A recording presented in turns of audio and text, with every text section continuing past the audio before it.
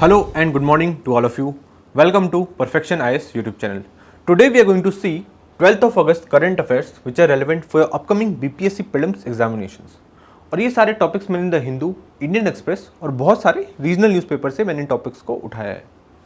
इसमें कुछ स्कीम्स हैं, कुछ बिहार न्यूज़ है, नेशनल न्यूज़ है, कुछ इंटरनेशनल है. मतलब इन सारे टॉपिक्स को मैंने इसमें कवर करने की कोशिश की है. बीच में मैंने कुछ क्वेश्चंस भी डाले हैं, उसे करने के बाद आपका कॉन्फिडेंस जरूर ऊपर होगा. आगे बिना टाइम वेस्ट करे हम लोग अपनी पहली स्लाइड पे बढ़ते हैं. पहली स्लाइड है स्कीम के बारे में. स्कीम का नाम है पीएम जीवन योजना.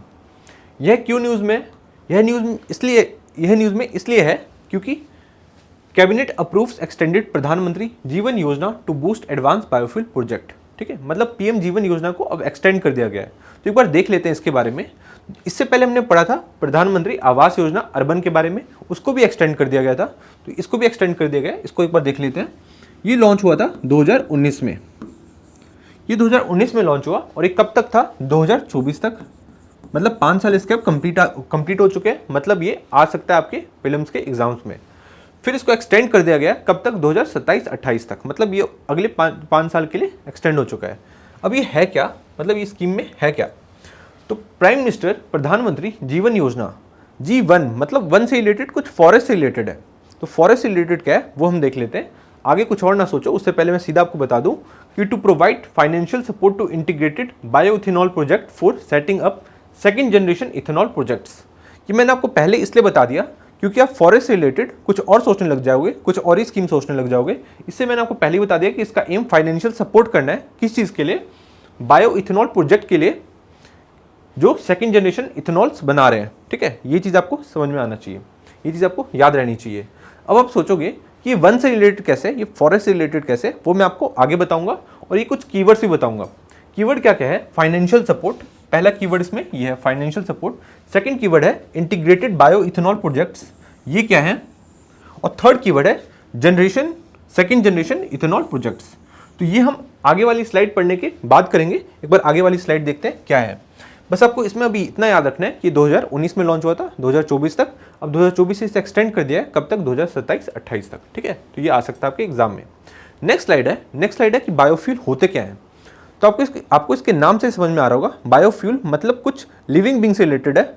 मतलब जब ऑर्गेनिक मटेरियल को हम कन्वर्ट करके उसे फ्यूल में कन्वर्ट कर दें, मतलब ऑर्गेनिक मटेरियल को जब हम फ्यूल में कन्वर्ट करने लग जाएं तो उसे क्या कहेंगे? बायोफ्यूल कहेंगे. क्या कहेंगे उसे? बायोफ्यूल. अब उसको कन्वर्ट करने की जरूरत क्यों है? तो जरूरत इसलिए है क्योंकि हम लोग ऑयल को इंपोर्ट करते हैं, हम ऑयल प्रोड्यूसिंग कंट्रीज नहीं है. और इससे एक तो ऑयल से बहुत ज़्यादा पॉल्यूशन भी होता है, प्लस हम लोग इंपोर्ट भी करते हैं. मतलब हम लोग अपने hundreds of billions of dollars हर साल दे देते हैं. जब हर साल हम लोग इतने पैसे देंगे तो इससे अच्छा तो हम लोग अपनी इकोनॉमी में जब इसे इन्वेस्ट करें तो कितना ज़्यादा फायदा होगा. तो ये बायोफ्यूल करता क्या है? जब ऑर्गेनिक मटेरियल को हम लोग फ्यूल में कन्वर्ट कर देंगे तो जो ऑर्गेनिक मटेरियल क्या है, जैसे कि वुड है, जैसे कि कुछ फसलें हैं, तो जो फसलें जो प्रोड्यूस कर रही है, जो फार्मर्स प्रोड्यूस करें, उनको भी एक तरीके से फ़ायदा होगा. मतलब उनको भी एक तरीके से एक सोर्स मिल जाएगा पैसे का. और हम उस वुड को, उसके जो फ्यूल्स को, उसके ऑर्गेनिक मटेरियल को हम एक तरीके से फ्यूल में कन्वर्ट कर देंगे. तो हम लोग जो इतने पैसे दे रहे थे इसके कुछ परसेंट हम लोग बचा भी लेंगे, और जो कुछ परसेंट बचेंगे वो हम लोग अपनी इकोनॉमी में इन्वेस्ट कर देंगे. मतलब ये विन विन सिचुएशन है हम लोगों के लिए. तो बायोफ्यूल आपको समझ में आ गया. जब हम ऑर्गेनिक मटेरियल को जब हम फ्यूल में कन्वर्ट कर देते हैं तो उसे क्या कहेंगे? बायोफ्यूल कहेंगे. ऑर्गेनिक मटेरियल जैसे एग्जांपल आप बोलोगे कि एग्जांपल देके बताइए. एग्जांपल देखिए, जैसे कि प्लांट्स हो गया, एनिमल्स हो गया, एनिमल वेस्ट हो गया, एनिमल के वेस्ट हो गए. ठीक है, तो इन सबको जब हम लोग फ्यूल में कन्वर्ट करने लग जाएंगे तो उसे क्या कहेंगे? बायोफ्यूल कहेंगे. ठीक है, प्लांट्स हो गया, एल्गीज हो गए. ठीक है, तो इन सब चीज़ों को जब हम फ्यूल में कन्वर्ट करेंगे तो क्या कहेंगे? बायोफ्यूल. तो भी कुछ देख लेते हैं टाइप्स ऑफ बायोफ्यूल, क्योंकि अभी भी आपको क्लियर नहीं हुआ होगा कि सेकंड जनरेशन इथेनॉल प्रोजेक्ट्स क्या होते हैं.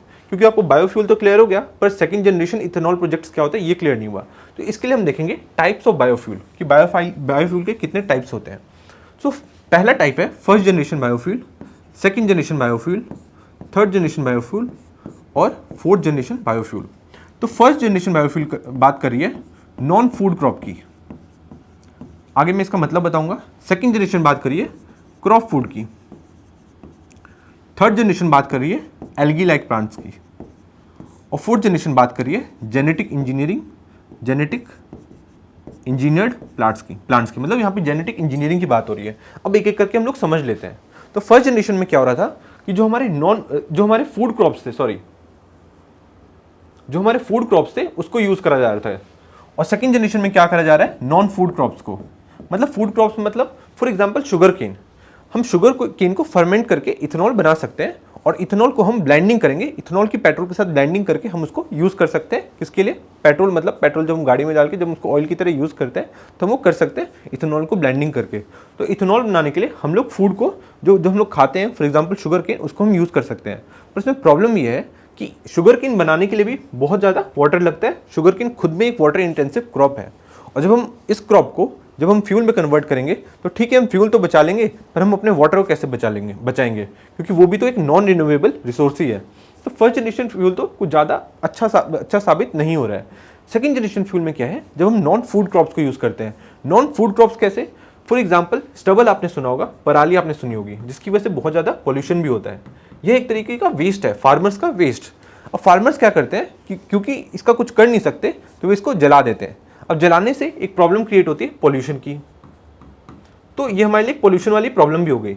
पर जब हम इस पराली को यूज़ कर लेंगे फ्यूल बनाने के लिए, इथेनॉल बनाने के लिए, तो इससे फ़ायदा क्या होगा कि जब हम फार्मर से खरीदेंगे उनकी पराली को, उनके स्टबल को खरीदेंगे, तो उनको भी इसका फ़ायदा मिलेगा। हम उनको पर क्विंटल कुछ रुपए दे सकते हैं। मान लीजिए कि हम उनको पर क्विंटल 1000 रुपये दे सकते हैं, तो वह उसको जलाएंगे भी नहीं, और हम लोग को भी फ़ायदा हो जाएगा कि हम लोग इसका फ्यूल में कन्वर्ट कर सकते हैं। तो ये विन विन सिचुएशन है। तो सेकंड जनरेशन फ्यूल में क्या होता है, जब हम नॉन फूड क्रॉप को यूज़ करते हैं। थर्ड में क्या होता है, एल्गी को क्यों, क्योंकि एल्गी का हम बहुत जल्दी ग्रोथ करवा सकते हैं। और फोर्थ में हम लोग जेनेटिक इंजीनियरिंग क्रॉप्स की बात करते हैं। ठीक है, तो आपको समझ में आ गया फर्स्ट जी, 2G और 3G, थर्ड जनरेशन और फोर्थ जनरेशन फ्यूल में डिफरेंस समझ में आ गया। बायोफ्यूल में क्वेश्चन आ सकता है कि थर्ड जनरेशन बायोफ्यूल में हम लोग एल्गी को यूज़ करते हैं, तो आप आंसर दोगे कि हाँ जी यही करते हैं। ठीक है, तो इस तरीके से आपको बायोफ्यूल के बारे में समझ में आ गया। नेशनल बायोफ्यूल पॉलिसी हम लोग आगे समझेंगे, इससे पहले एक बार ये देख लेते हैं कि सेकंड जनरेशन इथेनॉल प्रोजेक्ट समझ में आ गया। सेकंड जनरेशन इथेनॉल प्रोजेक्ट मतलब यहाँ पे हम लोग नॉन फूड क्रॉप की बात कर रहे हैं। मतलब जब हम नॉन फूड क्रॉप्स को यूज़ करके जब हम इथेनॉल बनाएंगे तो उसे सेकंड जनरेशन इथेनॉल प्रोजेक्ट्स बोलेंगे। ठीक है, और इंटीग्रेटेड बायो इथेनॉल प्रोजेक्ट समझ में आ गया, मतलब बायो इथेनॉल बनाने के लिए जो प्रोजेक्ट्स हम लोग करेंगे उसको हम इंटीग्रेटेड बायो इथेनॉल प्रोजेक्ट कहते हैं। ठीक है, तो सारे कीवर्ड समझ में आ गए। मतलब यहाँ पे सपोर्ट की बात करी जा रही है उन सारे इंडस्ट्रीज को जो ये सब बायो इथेनॉल प्रोड्यूस करें, किसको, नॉन फूड क्रॉप को यूज़ करके। तो इसमें एक फाइनेंशियल सपोर्ट की बात करी जा रही है। तो पीएम जीवन समझ में आ गया। जीवन मतलब अब ये आपको वन से कनेक्ट हो गया, मतलब ये आपको फॉरेस्ट से एक तरीके से कनेक्ट हो गया, ऑर्गेनिक मटेरियल से एक तरीके से कनेक्ट हो गया। तो याद रखोगे कि पीएम जीवन किससे रिलेटेड है, यह रिलेटेड है फाइनेंशियल सपोर्ट देने से रिलेटेड, किससे, बायो इथेनॉल प्रोजेक्ट को फाइनेंशियल सपोर्ट देने से रिलेटेड क्या है, पीएम जीवन। इतना आपको समझ में आ गया। अब हम आगे बढ़ते हैं। आगे क्या है इसके बारे में कि 2019 में लॉन्च हुआ, और इसकी मिनिस्ट्री कौन है, इसकी मिनिस्ट्री भी जान लीजिए, ministry of petroleum and renewable energy. ठीक है, ministry of petroleum and renewable energy है। अब आपको लगेगा कि ये तो ईजी है, ईजी नहीं है, क्योंकि ऑप्शन में आएगा ministry of environment, forest, climate change, और बहुत सारे बच्चे उसमें कंफ्यूज हो जाएंगे कि हाँ ये तो एनवायरनमेंट से रिलेटेड है, ये फॉरेस्ट से रिलेटेड है, क्लाइमेट चेंज से रिलेटेड है, तो पीएम जीवन उससे लगा दो। तो आपको ध्यान रखना है मिनिस्ट्री ऑफ पेट्रोलियम है, क्योंकि यहाँ पे पेट्रोल बनाने की बात करी जा रही है। ठीक है, तो याद रखना ministry of petroleum and renewable energy इसकी मिनिस्ट्री है। आगे देखते हैं हम लोग, नेक्स्ट स्लाइड देखते हैं। इतना आपको समझ में आ गया, first G, second generation, third generation, fourth generation biofuel क्या है। अब समझ लेते हैं कि नेशनल बायोफ्यूल पॉलिसी क्या थी। तो यह लॉन्च कब हुई, ये लॉन्च हुई, इसको कब लाया गया, इसे लाया गया 2018 में। और इसमें बात करी गई कि हम लोग इथेनॉल की ब्लेंडिंग करेंगे पेट्रोल से, उससे फ़ायदा क्या होगा, जो हम लोग $100 बिलियन दे रहे हैं, मतलब हम लोग अराउंड $100 बिलियन के आसपास हम लोग दूसरी कंट्रीज़ को दे देते हैं, ऑयल प्रोड्यूसिंग कंट्रीज़ को, ताकि हमें ऑयल मिल सके, ऑयल का हम इंपोर्ट कर पाए। ठीक है, तो उसमें हम कुछ परसेंट ब्लेंडिंग करेंगे। उससे क्या होगा कि जो कुछ भी परसेंट हम लोग ब्लेंडिंग करेंगे, कम से कम हमें उतना ऑयल तो नहीं मंगवाना पड़ेगा। जब हम उतना ऑयल नहीं मंगवाएंगे तो हम लोग 10-20 बिलियन डॉलर्स उससे बचा सकते हैं, और वही 10-20 बिलियन डॉलर्स हम लोग अपनी इकोनॉमी में उसको इन्वेस्ट कर देंगे, तो उससे हमारा ही फायदा होने वाला है। तो नेशनल बायोफ्यूल पॉलिसी लाई गई, कब लाई गई, 2018 में। और इसमें बात करी गई कि हम लोग 20% तक इथेनॉल ब्लेंडिंग करेंगे। किसमें, 20% तक इथेनॉल ब्लेंडिंग करेंगे। कब तक का टारगेट था 2030। ठीक है, 2030 तक का टारगेट था इसमें। अब यहाँ पे बात ऐसी हुई जो कि जल्दी आपको सुनने के नहीं मिलती, मतलब ये जो प्रोजेक्ट है ये हम कुछ ज़्यादा ही फास्टली, मतलब काफ़ी जल्दी अचीव करने लग गए।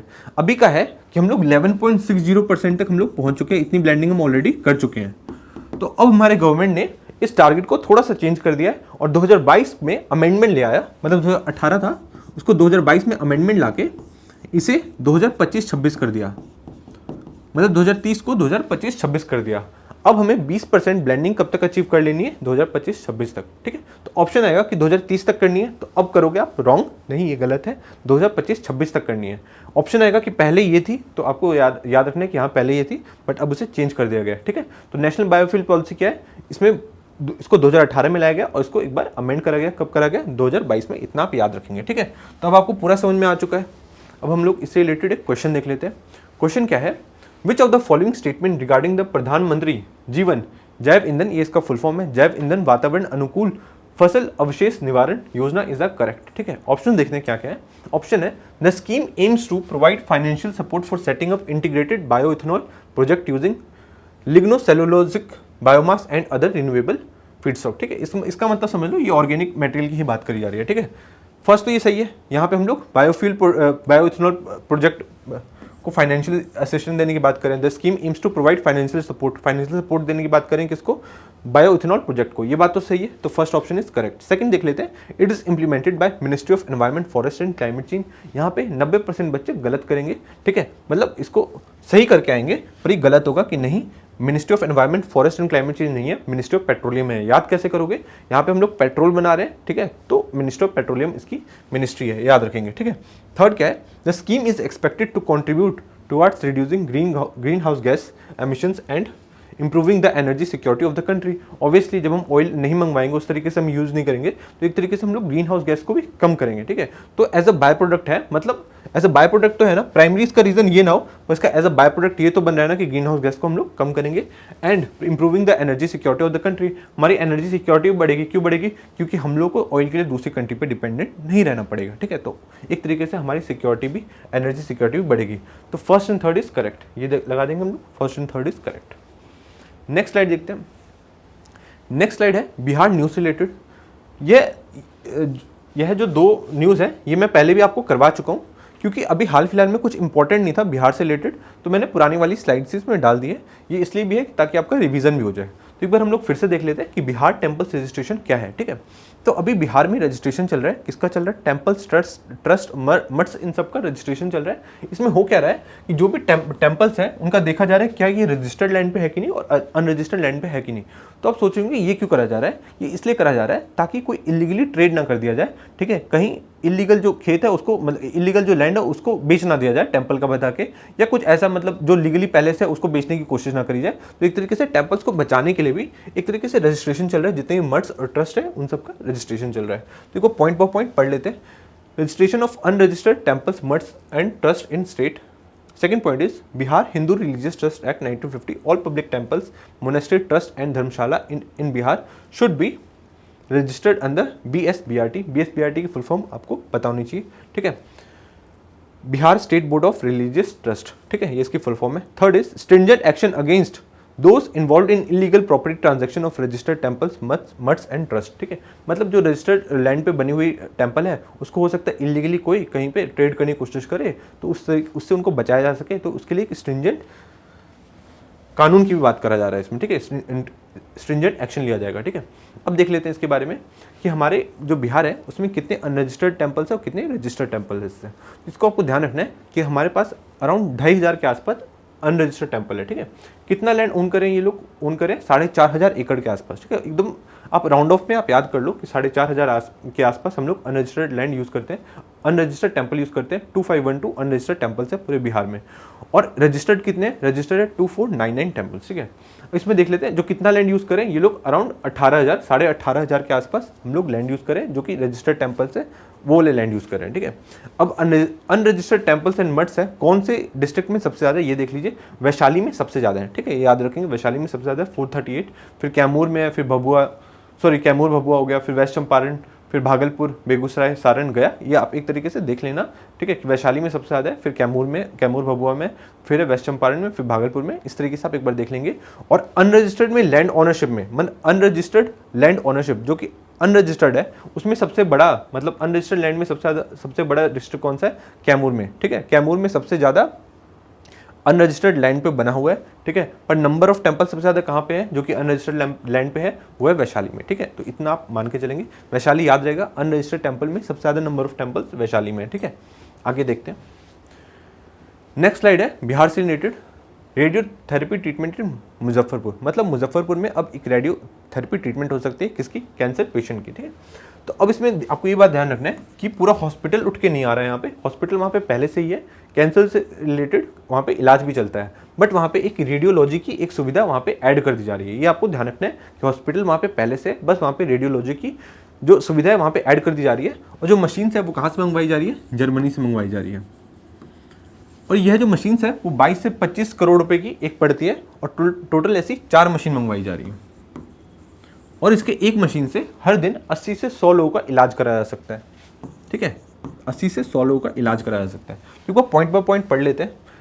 क्या है, radiotherapy machine being installed in Homi Bhabha cancer hospital and research centre campus at present cancer patients are being provided with services of examination surgery and chemotherapy. ये सारी चीज़ें वहाँ पे पहले से होती है, बच्चों का भी इलाज होता है, ठीक है। 4 मशीन हम लोग टोटल मंगवा रहे हैं जो कि 3 स्टेज में लाई जाएगी। एक स्टेज में हम लोग 1 मशीन लेके आएंगे, अभी 2 स्टेज में अगले 3 मशीन लेके आएंगे। एक स्टेज की जो मशीन आ चुकी है उसको भी हमने इंस्टॉल नहीं किया है, वो अक्टूबर से उसका काम स्टार्ट हो जाएगा, अक्टूबर से वो चलनी स्टार्ट हो जाएगी, उसका हम लोग फायदा उठा सकते हैं। और अब लोगों को पटना आने की जरूरत नहीं है और दिल्ली भी जाने की जरूरत नहीं है।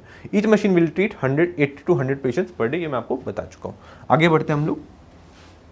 नेक्स्ट स्लाइड है नेशनल न्यूज़ में टीवी सोमनाथन। अब ये न्यूज़ में क्यों, एक बार देख लेते हैं। टीवी सोमनाथन को न्यू कैबिनेट सेक्रेटरी अपॉइंट कर दिया गया, ठीक है। याद रखेंगे, टीवी सोमनाथन को हमारा न्यू कैबिनेट सेक्रेटरी अपॉइंट कर दिया गया। कब से पदभार संभालेंगे, ये 30 अगस्त से पदभार संभालेंगे और अगले 2 साल के लिए ये हमारे कैबिनेट सेक्रेटरी होंगे। अब इनका नाम आपको ध्यान रखना है कि क्वेश्चन में आ सकता है कि हमारे न्यू अपॉइंटेड कैबिनेट सेक्रेटरी का नाम क्या है, तो आपको ध्यान रखना है टीवी सोमनाथन। अब आप इसे नाम को कैसे याद रखोगे, टीवी सोमनाथन से टीवी याद रखोगे। टीवी मतलब अभी बहुत ज़्यादा पॉपुलर हो चुके हैं। पॉपुलर क्यों है, क्योंकि ये इंडिया के सबसे पावरफुल ऑफिसर बन चुके हैं, ठीक है। क्योंकि कैबिनेट सेक्रेटरी ऑफिसर रैंक में सबसे पावरफुल पोस्ट है, तो आपको ध्यान रखना है टीवी सोमनाथन जो है कैबिनेट सेक्रेटरी बन चुके हैं। याद रहेगा, टीवी सोमनाथन कैबिनेट सेक्रेटरी बन चुके हैं और ये 1987 के IAS अफसर है, ठीक है। ये चीज़ आपको ध्यान रखनी है। अब आगे बढ़ते हैं। नेक्स्ट स्लाइड है मुनाल सैटेलाइट के बारे में। मुनाल सैटेलाइट के बारे में क्या है देखते हैं। मुनाल सैटेलाइट आपको इंडियन नेम लगेगा, ठीक है, बट ये नेपाल का एक सैटेलाइट है। और इसे किसने बनाया, इसे बनाया नेपाली स्टूडेंट्स ने, ठीक है। मतलब नेपाली स्टूडेंट ने सैटेलाइट मिलके बना लिया। इंडिया के भी स्टूडेंट बना लेते हैं। और APN क्या है, APN वहीं की एक स्टार्टअप है, नेपाल के स्टार्टअप है। इसका आपको नाम ज़्यादा ध्यान नहीं रखना है। नेपाली स्टूडेंट ने इसे बनाया, इस सैटेलाइट को। और MEA ministry of external affairs और NSIL की फुल फॉर्म देख लेंगे, new space India limited. MEA और न्यू स्पेस इंडिया लिमिटेड ने एक MOU मिनिस्ट्री ये मेमोरेंडम ऑफ अंडरस्टैंडिंग साइन किया है कि हम लोग नेपाल को असिस्ट करेंगे इस सैटेलाइट को लॉन्च करने के लिए, ठीक है। तो इस सैटेलाइट को लॉन्च करने के लिए, क्योंकि नेपाल की जो स्पेस एजेंसी है वो इतनी ज़्यादा डेवलप्ड नहीं है, तो इसलिए हम लोग उनको असिस्ट करेंगे, उनको उनकी सैटेलाइट को स्पेस में पहुँचाने के लिए। अब सैटेलाइट को स्पेस में पहुँचाना है तो कुछ तो स्पेस व्हीकल तो होना चाहिए ना, कुछ एक लॉन्च व्हीकल तो होना चाहिए ना, जिसके ऊपर आप सैटेलाइट को रख के आप स्पेस में पहुंचाएंगे। तो वो जो लॉन्च व्हीकल होने वाला है वो होने वाला है PSLV, ठीक है। तो PSLV के बारे में आप जानते होंगे। PSLV की फुल फॉर्म क्या है, ये आप लिखेंगे GSLV, जियो सिंक्रोनस लॉन्च व्हीकल, ठीक है। PSLV polar satellite launch vehicle, ऐसे करके कुछ है, एक बार आप देख लेंगे, ठीक है। तो PSLV और GSLV को आपको पता होना चाहिए। PSLV को वर्क हॉर्स ऑफ इसरो भी कहा जाता है, ठीक है। मतलब जितने भी हमारे सैटेलाइट्स लॉन्च होते हैं वो PSLV से ही लॉन्च होते हैं, ठीक है। ये चीज़ आपको ध्यान रखना है। तो PSLV को क्या कहा जाता है, वर्क हॉर्स ऑफ इसरो। और GSLV क्या है, GSLV बाद में आता है, यहाँ पे क्रायोजेनिक इंजन होता है, ठीक है। तो PSLV के बारे में एक और चीज़ आप जान लीजिए। नेक्स्ट स्लाइड में हम लोग देख लेते हैं। यहाँ मैं आपको PSLV के बारे में बता रहा हूँ। GSLV के बारे में अभी हम लोग शॉर्ट में थोड़ा लेके चलेंगे। शॉर्ट में इसलिए हम लोग लेके चल रहे हैं क्योंकि हम लोग स्टैटिक का पोर्शन नहीं करें, हम लोग करंट का करें, इसलिए, ठीक है। तो PSLV में 4 स्टेजेस होते हैं। कितने स्टेजेस, 4 स्टेजेस होते हैं SL के, मतलब सॉलिड लिक्विड, वहाँ पे फ्यूल होता है। ये स्टेजेस मतलब यहाँ पे फ्यूल है, 4 पार्ट में डिवाइडेड होता है फ्यूल। एक में सॉलिड फ्यूल होता है, एक में लिक्विड फ्यूल, एक में सॉलिड फिर लिक्विड, ठीक है। तो 4 स्टेजेस में होते हैं। और GSLV में क्या होता है, इसमें 3 स्टेजेस होते हैं। 3 स्टेजेस में एक तो होता है, फर्स्ट होता है सॉलिड, फिर होता है लिक्विड और फिर होता है क्रायोजेनिक, ठीक है। क्रायोजेनिक के लिए कितना टेम्परेचर चाहिए होता है वो चीज़ आप मुझे लिख के बताएंगे। आप इतना जान लीजिए, PSLV में 4 स्टेज और GSLV में 3 स्टेज। चार स्टेज में SL मतलब सॉलिड लिक्विड, पहला सॉलिड होता है, इसमें भी पहला सॉलिड, सेकंड लिक्विड, फिर सॉलिड, फिर लिक्विड, इसमें पहला सॉलिड, फिर लिक्विड और फिर क्रायोजेनिक। ठीक है, इतना आप देख के अब हम लोग आगे बढ़ेंगे। PSLV को क्या कहते हैं? Work horse of ISRO. GSLV को नहीं कहते, ये बात जान लेना, GSLV ज़्यादा एडवांस है। अब आपके लिए क्वेश्चन है घर के लिए, जो हमारी चंद्रयान 3 थी वो कौन से लॉन्च व्हीकल से लॉन्च हुई थी? PSLV से हुई थी या GSLV से? PSLV के बारे में जान लीजिए कि सबसे ज़्यादा इसी का हम लोग यूज़ करते हैं और ये ज़्यादा भरोसेमंद है इसरो का। ठीक है, आगे बढ़ते हैं। GSLV वही है जिसके लिए जो एक बार रशिया के साथ एक जियो पॉलिटिक्स खेली थी हमने, रशिया और USA के साथ। नेक्स्ट स्लाइड देखते हैं। ग्रेट बैरियर रीफ, अब ये न्यूज़ में क्यों है? न्यूज़ में इसलिए है क्योंकि record temperature in the great barrier reef seen in the last decade, मतलब ग्रेट बैरियर रीफ में बहुत ज़्यादा टेम्परेचर बढ़ गया, मतलब ऑस्ट्रेलिया के आसपास बहुत ज़्यादा टेम्परेचर, वहाँ के जो सी वाला एरिया है, मतलब सी सरफेस है, वहाँ का टेम्परेचर बढ़ गया, उसकी वजह से जो कोरल जो रीफ है वो धीरे धीरे करके खत्म होती जा रही है। ठीक है, तो अब इसके बारे में एक बार हम लोग देख लेते हैं। ग्रेट बैरियर रीफ की आपको लोकेशन आपको पता होनी चाहिए, कहाँ पे? ऑस्ट्रेलिया के नॉर्थ ईस्ट में, ऑस्ट्रेलिया की नॉर्थ ईस्ट में, ये आपको पता होना चाहिए। इसका मैंने मैप में नहीं दिया, पर एक बार आप मैप में देख लेंगे, ऑस्ट्रेलिया के नॉर्थ ईस्ट में। अभी लॉन्गेस्ट एंड लार्जेस्ट रीफ है। ठीक है, इसको आप कह दोगे largest living material in the world. ठीक है, largest living structure in the world आप इसे कह सकते हैं। Largest living structure in the world अगर आपसे पूछा जाए तो क्या आप लिखेंगे? लिविंग स्ट्रक्चर पूछा जाए तो कोरल रीफ्स लिखेंगे। ठीक है, अब कोरल रीफ्स में दो ऑर्गेनिज्म इन्वॉल्व होते हैं। ठीक है, उन दो ऑर्गेनिज्म का नाम आप मुझे बताएंगे क्योंकि वो स्टैटिक का पार्ट है। अब देखिए इसके बारे में कुछ और करंट में देख लीजिए कि इसे हम स्पेस से देख सकते हैं, ये विजिबल है स्पेस से, और ये around UNESCO world heritage site में 1981 में इसको शामिल कर लिया गया था। और इसके बारे में देख लेते हैं, ग्रेट बैरियर रीफ के बारे में। इसकी लंबाई अराउंड 250 किलोमीटर के आसपास है। ठीक है, उसकी जो लंबाई है वो नॉर्थ वेस्ट से लेकर साउथ ईस्ट तक कितनी है? 250 किलोमीटर के आसपास। ठीक है, और 1500 माइल के आसपास का ये पूरा एरिया कवर करता है। इतना हम लोग इसके बारे में देख लेते हैं, और ये लार्जेस्ट लिविंग स्ट्रक्चर है पूरे वर्ल्ड में, ये भी हम लोग देख लेते हैं। ठीक है, ये बहुत सुंदर दिखते हैं। इसके अंदर दो ऑर्गेनिज्म इन्वॉल्व होते हैं, उन दोनों के नाम आपको मुझे लिखने हैं। ठीक है, और इसमें टेम्परेचर इसके लिए कितना चाहिए होता है? इसका टेम्परेचर चाहिए होता है 27 डिग्री सेल्सियस के आसपास। इसका जो टेम्परेचर है इनको चाहिए होता है ताकि अच्छे से ये लोग ग्रो कर पाए। ठीक है, और जो कैल्शियम कार्बोनेट है वो इनसे ही रिलेटेड है, आप ये जान सकते हैं। इंडिया में भी कुछ जगहों पे पाया जाता है, ये इंपॉर्टेंट है आपके लिए क्योंकि बहुत लोग इसको छोड़ देते हैं। कोरल रीफ के बारे में तो सबको पता होता है, पर ये नहीं पता होता है इंडिया में कौन कौन सी लोकेशन पे हमें कोरल रीफ मिल सकती हैं। कहाँ कहाँ मिलेगी? हमें मिलेगी पाक बे में, पाक बे ये वाला एरिया हो गया। ठीक है, फिर मिलेगी gulf of Mannar, gulf of Mannar कहाँ हो गया? ये वाला एरिया हो गया।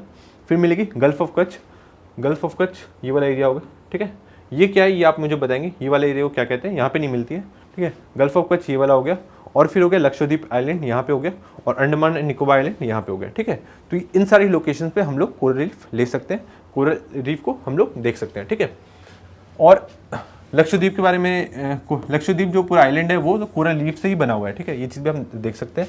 और जो मालदीव्स है वो भी कोरल रीफ से ही बना हुआ है, कोरल रीफ से ही बना हुआ है, इसलिए वो आज से 50-60 साल बाद खत्म भी हो जाएगा क्योंकि जो तापमान है ओशन का बढ़ता जा रहा है, और जो रीफ्स है वो कमज़ोर होते जा रहे हैं, वो धीरे धीरे करके वो डूब जाएंगे। ठीक है, आगे बढ़ते हैं। आगे है CCD के बारे में। CCD के बारे में जानते होंगे, कैफे कॉफ़ी डे। अब उसकी जो पेरेंट कंपनी थी कॉफ़ी डे एंटरप्राइजेज लिमिटेड, अब इस पे इंसॉल्वेंसी चलेगी, मतलब उसको जो CCD है इस पर अब लीगल प्रोसीडिंग चलेगी। अब इसकी इंसॉल्वेंसी होगी, इंसॉल्वेंसी प्रोसीडिंग चलेगी। इसका मतलब क्या होता है कि उन पे एक लीगल कार्रवाई करी जाएगी, लीगल कार्रवाई करी जाएगी। उसके तहत क्या होगा, या तो उसको कंपनी को बेच के या कुछ रिस्ट्रक्चरिंग करके जो उनके फाइनेंसर थे उनको पैसे दे दिए जाएंगे। मतलब यहाँ पे हुआ क्या, इसने फाइनेंसर से पैसे उठाए होंगे, मतलब कुछ बैंक से या बड़ी बड़ी कंपनी से पैसे लिए होंगे। अब उस कंपनी को ये पैसे लौटा नहीं पा रहे, तो ये सारी कंपनी मिलकर गई होंगी NCLT में। ठीक है, NCLT में गई होंगी। इसके टोटल 10 के आसपास वो हैं ऑफिसेज हैं पूरे इंडिया में। अब यहाँ पे गई होंगी तो यहाँ पे लीगल प्रोसीडिंग चलता है, लीगल प्रोसीडिंग चलेगा तो इसने ऑर्डर दे दिया लीगल प्रोसीडिंग चलाने के लिए। तो जब भी इनके पास कोई केस आता है, जो भी फाइनेंसर्स होते हैं वो केस लेके आते हैं, तो इनके पास 14 दिन होता है एक्सेप्ट करने के लिए या रिजेक्ट करने के लिए। तो इसने केस को एक्सेप्ट कर लिया। जब केस को एक्सेप्ट कर लेते हैं तो उसके बाद वो एक IP इंसॉल्वेंसी प्रोफेशनल को अपॉइंट करते हैं। ठीक है, अब ये जो इंसॉल्वेंसी प्रोफेशनल है उसका नाम क्या है इस वाले केस में? आशीष चावचड़िया। ठीक है, चावचड़िया, इसको आप याद रखेंगे। CCD में जो इंसॉल्वेंसी प्रोफेशनल बना है वो कौन है? आशीष चावचड़िया। इसका काम क्या है? इसका काम ये है कि ये फाइनेंसर्स है उनको कैसे भी उनके पैसे लौटाए। और ये कैसे लौटाएगा, ये ऐसे लौटाएगा कि फाइनेंसर को बोलेगा कि या तो आप ही क्या करो कि ना कॉम्प्रोमाइज़ कर लो इनसे, आप एक काम करो रीस्ट्रक्चरिंग ऑफ लोन कर लो, मतलब लोन को या तो उसकी किस्तों को थोड़ा कम कर दो, मतलब उसका इंटरेस्ट रेट को घटा दो, कुछ इस टाइप की चीज़ें करो। अगर उससे भी बात नहीं बनती है तो ये लास्ट में जब उनके पास कुछ ऑप्शन नहीं बचेगा तो जो कंपनी है उसको ही वो लोग सेल कर देंगे और सेल करके जो भी पैसे होंगे वो उनके फाइनेंसर को लौटा देंगे। ठीक है, तो इंसॉल्वेंसी प्रोफेशनल आपको याद रखना है। क्वेश्चन में आएगा कि सरफाइसी एक्ट आने के बाद बना था। ठीक है, सरफाइसी एक्ट, तो आपको इसका आंसर लिखना है कि नहीं भाई सरफाइसी एक्ट नहीं, सरफाइसी एक्ट तो 2002 में आया था और इसे बनाया गया था 2016 में। ठीक है, आईबीसी कोड के तहत, इंसॉल्वेंसी एंड बैंकरप्सी कोड। ठीक है, मतलब सरफाइसी एक्ट से हम लोग चीज़ों को सॉल्व नहीं कर पा रहे थे तो उससे काफ़ी सारी प्रॉब्लम आ रही थी, तो हमने आईबीसी कोड लाया। कब लाया, 2016 में। उसके तहत आईपी प्रोफेशनल होते हैं, उनको हम लोग अपॉइंट करते हैं। उनका काम क्या होता है कि जो फाइनेंसर्स है उनको पैसे लौटाए जाए। ठीक है, इस तरीके से आपको समझ में आ गया। नेक्स्ट स्लाइड देखते हैं हम लोग क्या है। नेक्स्ट स्लाइड है मनु बकीर एंड पीआर श्रीजेश। ठीक है, इनके बारे में आपको इनके नाम याद रख लेने क्योंकि ये लोग फ्लैग बियरर होने वाले हैं इंडिया के क्लोजिंग सेरेमनी में। ठीक है, ओपनिंग सेरेमनी में कौन था ये आपको पता होना चाहिए और क्लोजिंग सेरेमनी में कौन है ये आपको पता होना चाहिए। मनु बकीर के बारे में आपको ऑलरेडी बता चुका हूँ। ये इन्होंने 2 ब्रॉन्ज मेडल जीते। किसमें? 2 ब्रॉन्ज मेडल्स जीते और इन्होंने 1 ब्रॉन्ज मेडल जीता। किसमें? दोनों ने ही ब्रॉन्ज मेडल जीते। इसने हॉकी में जीता क्योंकि हॉकी टीम में थे ये, और इन्होंने एयर पिस्टल में जीता है। ठीक है, इस चीज़ को आप ध्यान रखेंगे। ये लोग क्लोजिंग सेरेमनी में फ्लैग बियरर्स होंगे इंडिया के। ये इनकी फ़ोटो है। नेक्स्ट स्लाइड आगे देखते हैं। External affairs minister Natwar Singh, क्योंकि अब ये नहीं रहे तो इनके बारे में आप थोड़ा सा जान लीजिए। ये हमारे एक्सटर्नल अफेयर्स मिनिस्टर थे, अराउंड 1.5 साल के आसपास होंगे। ये 2004 में बने थे, 2004 में मई के अराउंड, 2005 तक ये बने थे। ठीक है, जब ये कांग्रेस का रोल चल रहा था उस टाइम। तो अब ये नहीं रहे तो अब बस इनका आप नाम याद रख के चलो थोड़ा। एक्सटर्नल अफेयर्स मिनिस्टर थे, कौन थे? नटवर सिंह, 2004-5 के आसपास। ठीक है, आगे बढ़ते हैं, ज़्यादा इंपॉर्टेंट नहीं है। नेक्स्ट स्लाइड है इंटरनेशनल न्यूज़ से रिलेटेड। न्यूज़ क्या है? फर्स्ट है निकोलस मदुरो के बारे में। इसके बारे में आपको बता चुका हूँ कि ये प्रेसिडेंट है कहाँ के? प्रेसिडेंट है ये वेनेजुला के। ठीक है, इनके बारे में ऑलरेडी बता चुका हूँ। तो क्वेश्चन आएगा कि निकोलस मदुरो का संबंध कौन से कंट्री से है? तो आप ध्यान रखेंगे वेनेजुला से। ठीक है, वेनेजुला के बारे में एक और चीज़ आपको बता चुका हूँ कि इसके पास वर्ल्ड के 18% प्रूवन पेट्रोलियम रिजर्व है, ये आपको ध्यान रखना होगा। सेकंड नंबर पे कौन है? सेकंड नंबर पे 16% के साथ सऊदी अरेबिया है। इसके पास ऑयल रिजर्व्स हैं सबसे ज़्यादा, पर ये नहीं कि ऑयल प्रोड्यूसिंग कंट्री है, ये बात आप ध्यान रखना। ऑयल प्रोड्यूसिंग कंट्री नहीं है सबसे ज़्यादा ये। ठीक है, ऑयल प्रोड्यूसिंग में कौन से नंबर पे है ये भी आप ध्यान रखेंगे, आप एक बार देख लेंगे। और सबसे टॉप पे कौन है ऑयल प्रोडक्शन में, वो भी आप ध्यान रखेंगे। और आप ये भी चेक करेंगे क्या ये ओपेक का पार्ट है कि नहीं है। ठीक है, आगे बढ़ते हैं। निकोलस मदुरो के बारे में आपको समझ में आ गया। इसका ही अमेरिका ने भी कह दिया था कि इनका जो इलेक्शन हुआ है वो फर्जी हुआ है, और इन्होंने 28 जुलाई को शपथ ली थी। 28 जुलाई को। ये ऑलरेडी मैं अपने पुराने करंट अफेयर्स में कवर करा चुका हूँ इनके बारे में। वेनेजुला के बारे में मैंने आपको बताया था, यहीं पे लेक मराकाइबो है जो कि एक ऑयल पोर्ट भी है, और ये लार्जेस्ट लगून लेक है साउथ अमेरिका का। नेक्स्ट स्लाइड देखते हैं। नेक्स्ट स्लाइड है फिलीपींस के बारे में। फिर से चाइना और फिलीपींस के बीच में झड़प हुई होगी, तो वही है। फिलीपींस के बारे में ऑलरेडी तो बात हो चुकी है हमारी। फिलीपींस से China air force harassed its plane over disputed drift. ठीक है, तो ये तो होता ही रहता है फिलीपींस के साथ, चाइना उनको परेशान करता रहता है, इसलिए फिलीपींस और इंडिया के रिलेशंस भी काफ़ी अच्छे होते जा रहे हैं। इसकी एक बार लोकेशन देख लीजिए। फिलीपींस में इंपॉर्टेंट क्या है? इंपॉर्टेंट ये है कि वहाँ पे लुजोन आइलैंड के बारे में पूछेगा कि लुजोन किससे रिलेटेड है, तो लुजोन याद रखेंगे फिलीपींस से रिलेटेड है, पहले भी कई बार बता चुका हूँ। ताइवान और फिलीपींस के बीच में जो स्टेट है उसका नाम है लुजोन स्टेट, याद रहेगा, लुजोन आइलैंड से लुजोन स्टेट। ताइवान और चाइना के बीच में जो स्टेट है उसका नाम है फॉर्मोसा स्टेट। इसको ताइवान स्टेट भी कहते हैं, इसको फॉर्मोसा स्टेट भी कहते हैं। तो फॉर्मोसा स्टेट समझ में आ गया।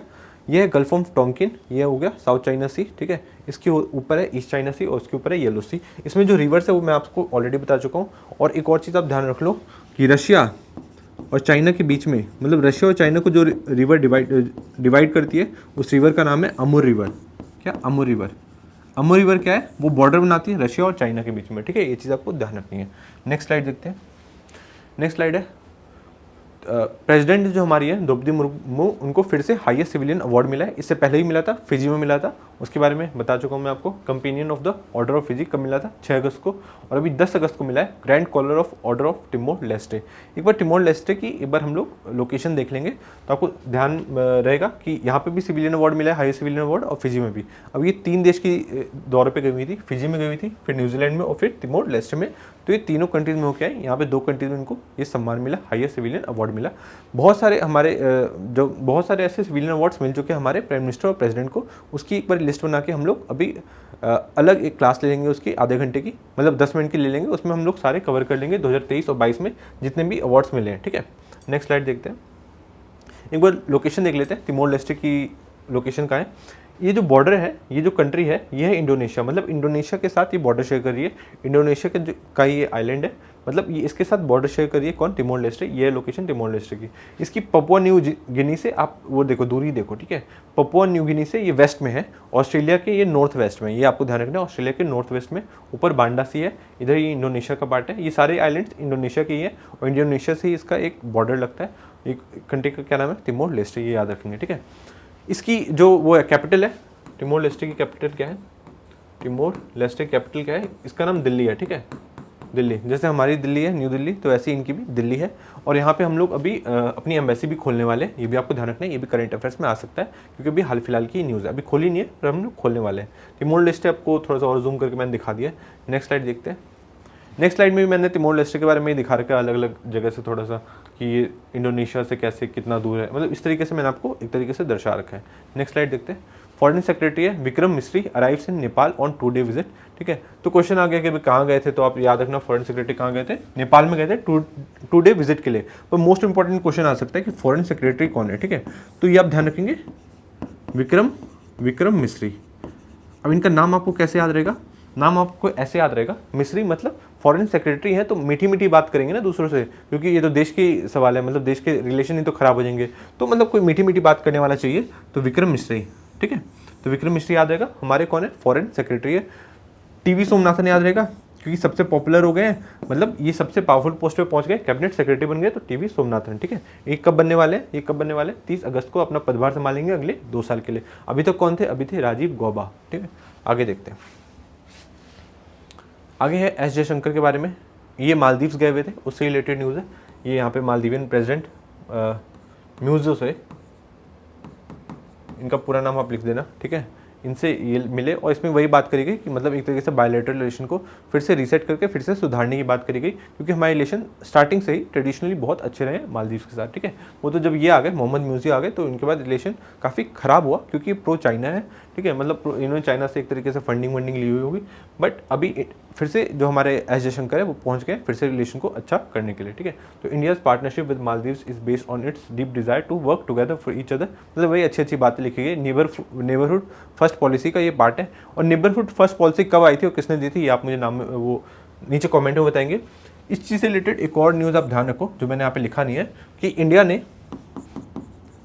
ने मोस्ट इंपॉर्टेंट न्यूज़ है, मालदीव्स के साथ इंडिया ने मालदीव्स के साथ MOU साइन किया कि हम लोग UPI इंट्रोड्यूस करेंगे आपकी कंट्री में भी, मालदीव्स में भी हम लोग UPI लेके जाने वाले हैं। तो इस चीज़ के लिए मेमोरेंडम ऑफ अंडरस्टैंडिंग हुआ किसके साथ, मालदीव्स के साथ।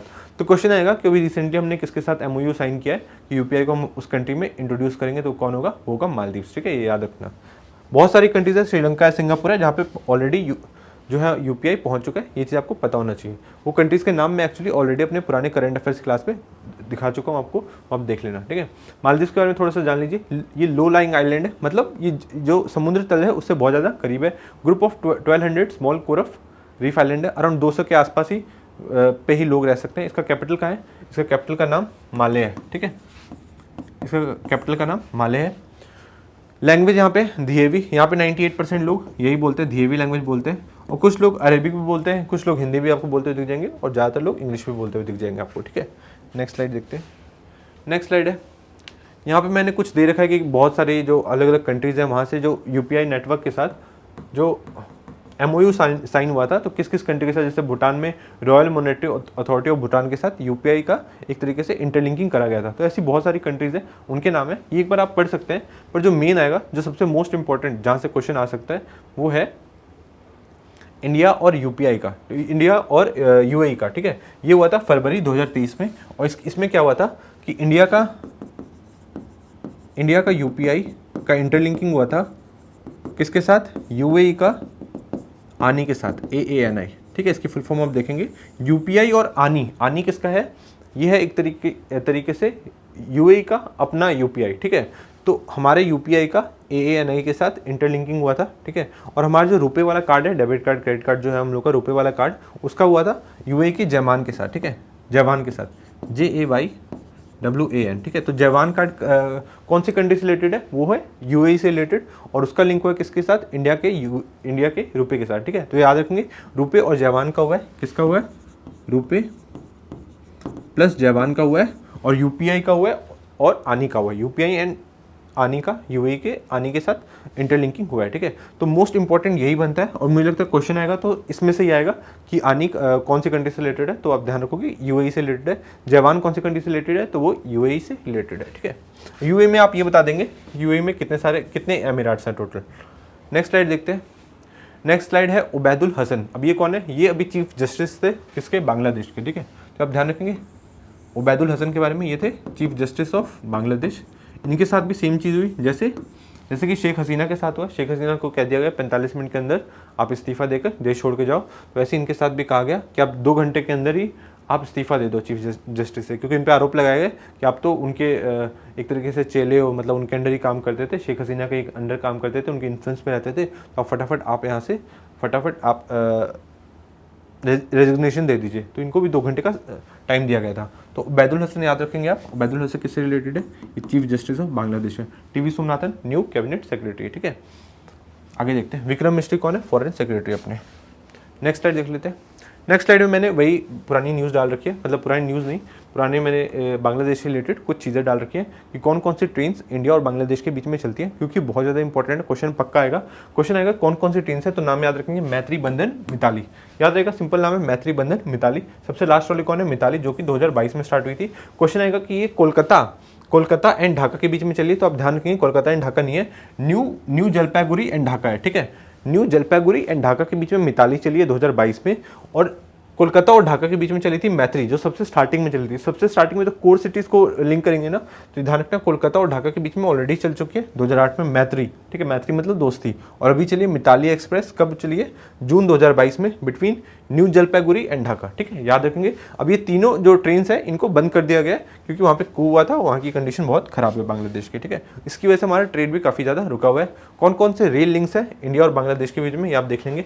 पेट्रापोल बीनापोल इंडिया का पेट्रापोल है, बेनापोल है। अभी हमारे बीएसएफ के चीफ भी पेट्रापोल पे गए हुए थे, तो क्वेश्चन आ जाएगा पेट्रापोल किससे रिलेटेड है, तो वो इंडिया से रिलेटेड है, ठीक है। और ये यहाँ पे इंडिया और बांग्लादेश के बीच में ये रेलवे लिंक है। गेडी एंड दर्शना सिंगाबाद एंड रोहनपुर बांग्लादेश का, राधिकापुर और बिरोल और हल्दीबारी और चिल्हट्टी, और जो सबसे इंपॉर्टेंट है जहाँ से क्वेश्चन आ सकता है, क्योंकि नवंबर में 1 नवंबर 2023 को इसका इनॉग्रेशन हुआ था, प्राइम मिनिस्टर मोदी जी ने किया था, Agartala station in India and Akhaura in Bangladesh, ठीक है। अगरतला आप देख लेंगे, अगरतला इंडिया में, त्रिपुरा का कैपिटल, और अखौरा इन बांग्लादेश, इसके बीच में रेलवे लिंक स्थापित करा गया था, ठीक है। तो बांग्लादेश का एक तरीके से मैंने आपको रिवीजन करा दिया। तीनों ट्रेन के नाम पता होने चाहिए। लास्ट वाली ट्रेन कौन सी थी, मिताली एक्सप्रेस थी। तो इसी के साथ मैं अपनी पूरी वीडियो समाप्त करना चाहूँगा। मैं आशा करता हूँ क्वेश्चन सॉल्व करने के बाद आपका जो लेवल है वो थोड़ा सा अप हो गया होगा, और आपका जो मोटिवेशन है वो भी काफ़ी ज़्यादा अप हो गया होगा, और आपको आज की वीडियो काफ़ी अच्छी लगी होगी। Thank you so much.